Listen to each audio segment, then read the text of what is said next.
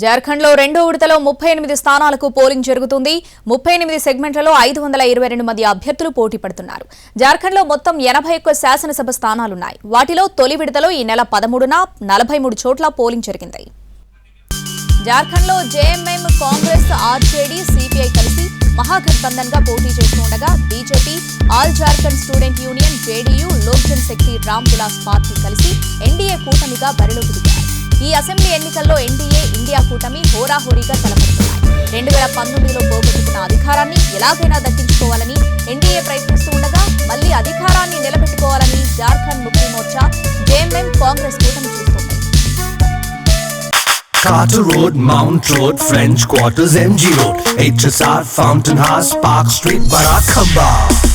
We've been here, we've been there, Vekas been just everywhere.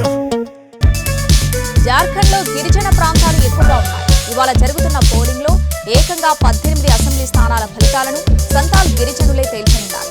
ఈ 187 నియోజకవర్గాలు జార్ఖండ్ ముక్తి మోర్చాకు అత్యంత కీలకం కానుంది. జేఎంఎంకు ఈ ప్రాంతం కంచుకోట. పైగా ఈసారి ఇక్కడ రక్త సంబంధికుల మధ్య ప్రధానంగా పోటీ ఉండటంతో ఫలితాలపై ఆసక్తి నెలకొంది.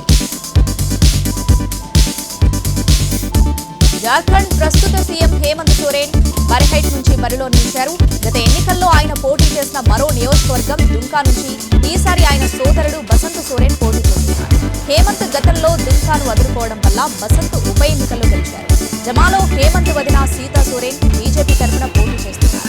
ఆమె ఇటీవలే జేఎంఎం నుంచి బీజేపీలోకి మారారు. ఇక గాంధేలో హేమంత్ భార్య కల్పన సోరెన్ పోటీ చేస్తున్నారు. ఇక్కడ గిరిజనులు, ముస్లింలు కలిపి 40% వరకున్నారు. ఇది కల్పనకు కలిసొచ్చే అంశమని విశ్లేషకులు భావిస్తున్నారు.